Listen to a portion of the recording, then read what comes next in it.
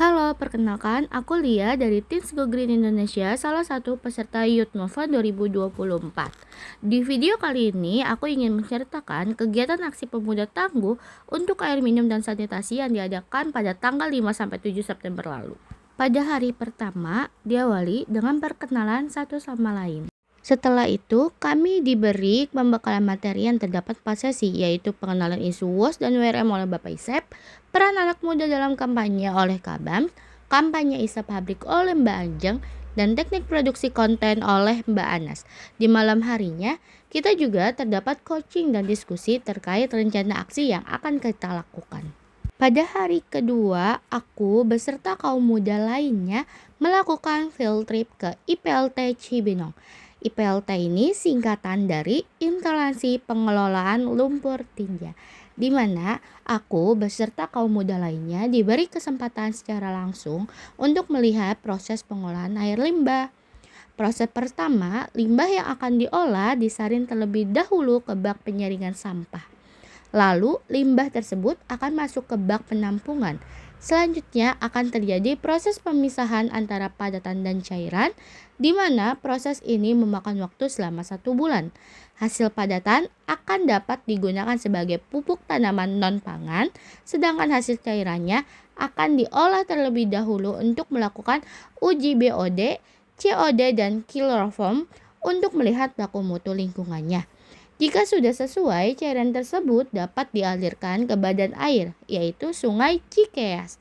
Biaya pengolahan sebesar 400.000 untuk komersil seperti rumah makan dan rumah sakit. Sedangkan Rp300.000 untuk non-komersil seperti sekolah dan perumahan. Yuk, jangan lupa untuk melakukan sedot lumpur tinja rutin secara berkala, menggunakan tangki septic tank yang kedap, dan menggunakan klose seukuran leher angsa. Hal ini dikarenakan untuk menghindari bau, mencegah hewan, serta mempermudah pengaliran dan melakukan pengolahan lumpur tinja tersebut ke IPLT resmi dari pemerintahan ya.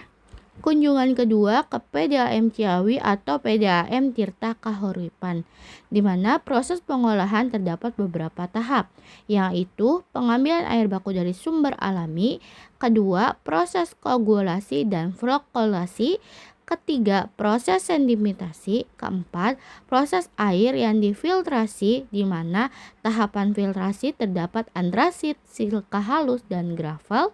Proses filtrasi yaitu proses air yang telah disaring dari vlog yang melewati media filter untuk menghilangkan partikel kecil maupun zat yang tersisa.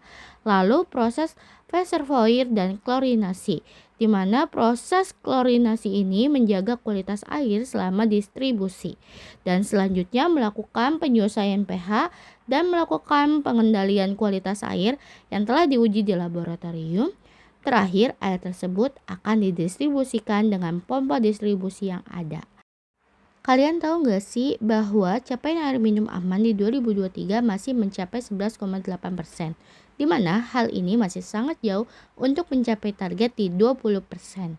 Di beberapa daerah mungkin memiliki akses terbatas atau tidak terjangkauan untuk layanan air bersih, sehingga pencapaian akses air minum yang aman secara merata masih memerlukan waktu yang signifikan. Pada hari ketiga atau hari terakhir Youth Movement, kita melakukan presentasi perencanaan kampanye yang akan dilakukan nantinya.